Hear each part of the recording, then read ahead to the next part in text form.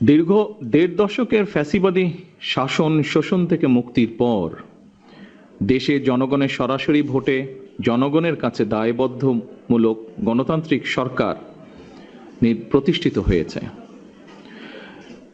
বাংলাদেশের জনগণ তাদের হারানো গণতান্ত্রিক রাজনৈতিক অধিকার ফেরত পেয়েছে। আর কখনো যাতে কোনো স্বৈরাচার কিংবা তাবেদার জনগণের অধিকার কেড়ে নিয়ে দেশে ফ্যাসিবাদী শাসন প্রতিষ্ঠা করতে না পারে সেটি নিশ্চিত করাই এখন সময়ের দাবি।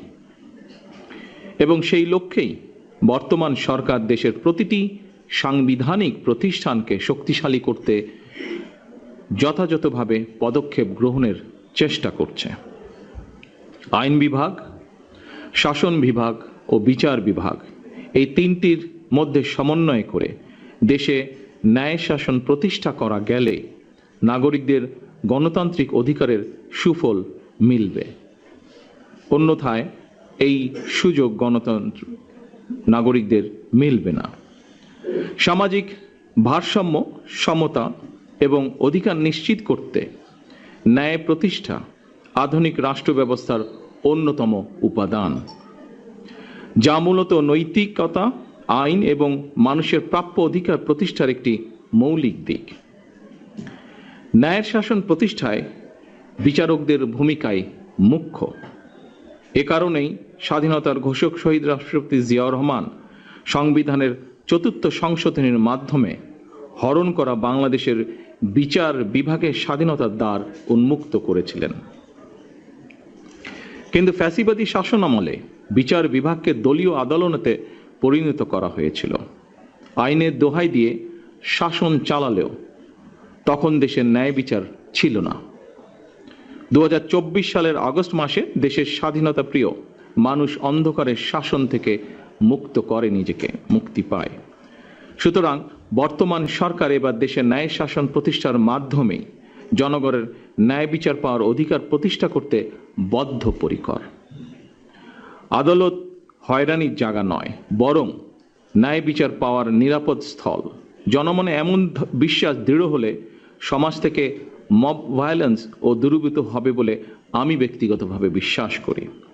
এই জন্য বর্তমান সরকার ন্যায় এবং আস্থার জায়গা হিসাবে বিচার বিভাগকে প্রতিষ্ঠিত করতে কাজ করছে।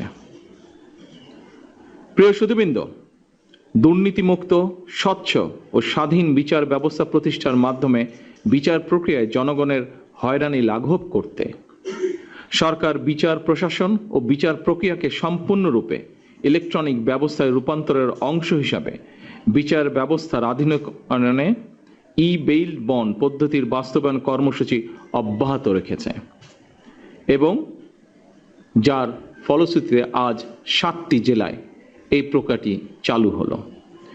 দেশের সকল আদালতে ই বেইল বন্ড পদ্ধতি চালু করা গেলে জনগণের বিচার প্রাপ্তিতে বিলম্ব ও বৈষম্য দূর করে ন্যায় বিচার প্রতিষ্ঠার সহায়ক হবে বলে আমরা বিশ্বাস করি।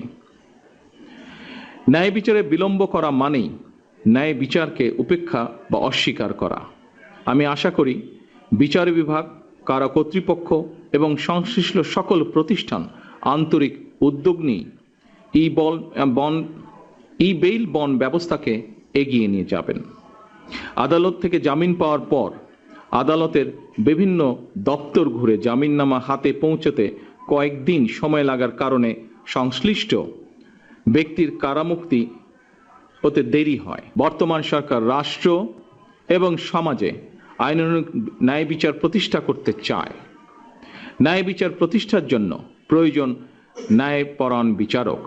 আমি মনে করি জামিন প্রক্রিয়ায় ই বেইল বন্ড ব্যবস্থা বিচার প্রার্থীদের ক্ষেত্রে বিচার প্রতিষ্ঠার যাত্রাপথে একটি উল্লেখযোগ্য ধাপ।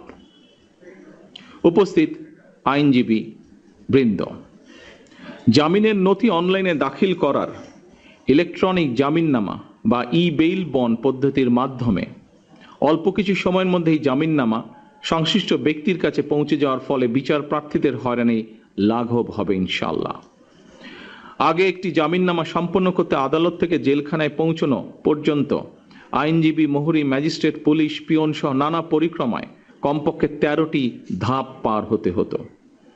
বা যা এখনো বিভিন্ন জায়গায় হচ্ছে। এই বেইল বন্ড পদ্ধতি চালুর পর এখন সংশ্লিষ্ট ব্যক্তির কাছে জামিননামা কিছু সময়ের মধ্যেই পৌঁছে যাবে। এ কারণেই বর্তমান সরকার সারা দেশের সকল আদালতকে ই বেইল বন্ড পদ্ধতির আওতায় আনার সিদ্ধান্ত নিয়েছে।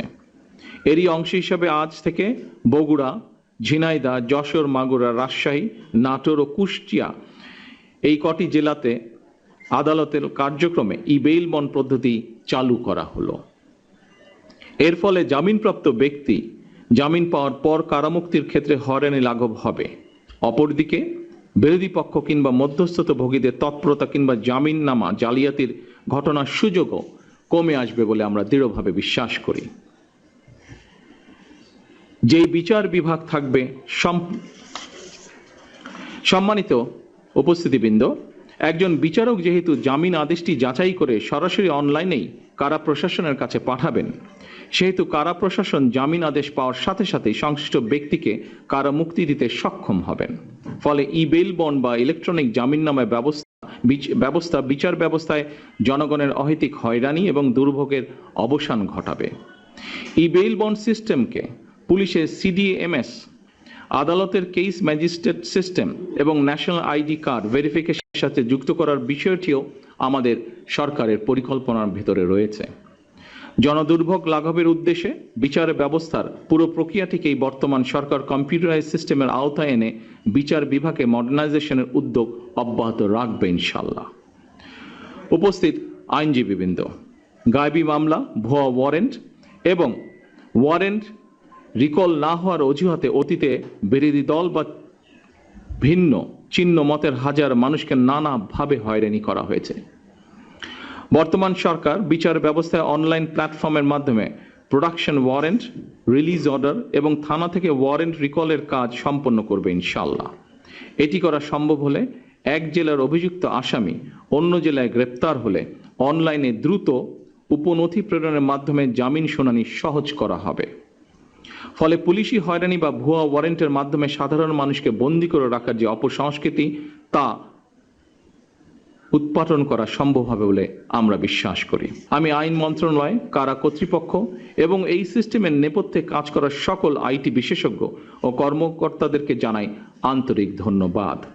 একই সাথে আমাদের মাননীয় আইনমন্ত্রীকেও আমি ধন্যবাদ জানাই, কারণ আমি জানি এই বিষয়টির সাথে উনি ব্যক্তিগতভাবে জড়িত। উনি ব্যক্তিগত উদ্যোগ নিয়ে এই সম্পূর্ণ বিষয়টিকে ত্বরান্বিত করার জন্য অনেক দিন ধরে কাজ করছেন। আপনারা এই প্রযুক্তিকে সাদরে গ্রহণ করে বিচার প্রার্থীদের দ্রুত সেবা নিশ্চিত করতে অগ্রণী ভূমিকা পালন করবেন। আইনজীবী এবং বার অ্যাসোসিয়েশনের সকল সদস্যের প্রতি আমি এই আহ্বান রাখছি।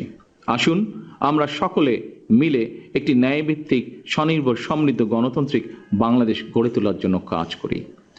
একই সাথে এখানে আরেকটি বিষয় আমি উল্লেখ করতে চাই। মাননীয় আইনমন্ত্রী সহ এখানে বিভিন্ন প্রশাসনিক কর্মকর্তাবৃন্দ উপস্থিত আছেন, বিশেষ করে যারা জেল কর্তৃপক্ষের সাথে বা সেখানে যারা কাজ করেন। আমি নিজেও 18 মাস জেলে ছিলাম। আমার একটি অভিজ্ঞতা আপনাদের সাথে খুব সংক্ষেপে আমি শেয়ার করতে চাই। আমি দেখেছি জেলখানায় যতজন মানুষ বন্দি, কয়েদি, যেভাবেই তাদেরকে আমরা ডাকি না কেন, তার মধ্যে আমার অভিজ্ঞতা হচ্ছে প্রায় 30% মানুষ আছে, গরিব মানুষ, যারা বিভিন্ন কারণে জেলে গিয়েছে। এই মানুষগুলো ঠিক জানেও না তারা কি কারণে জেল খাটছে, এবং বহু মানুষ তারা শুধুমাত্র অর্থনৈতিক কারণে একজন ভালো লয়ার নিযুক্ত করতে পারছে না বলে, তার ফ্যামিলি সেটি এফোর্ড করতে পারছে না বলে এই মানুষগুলো প্রায় 30-35% মানুষ বিনা কারণে জেল খাটছে। আমি মাননীয় আইনমন্ত্রীকে অনুরোধ করব এই বিষয়টিকে কিভাবে আমরা অ্যাড্রেস করতে পারি, কিভাবে এই নিরপরাধ মানুষ, এই মানুষগুলোর মধ্যে যদি কেউ নিরপরাধ থেকে থাকে এবং যারা একজন প্রপার লয়ার, একজন ভালো লয়ার এফোর্ড করতে পারছে না, এই মানুষগুলোকে কিভাবে আমরা এই বন্দি দশা থেকে বের করে আনতে পারি, এই বিষয়টি আমি ওনাকে বলবো অনুগ্রহ করে দেখার জন্য।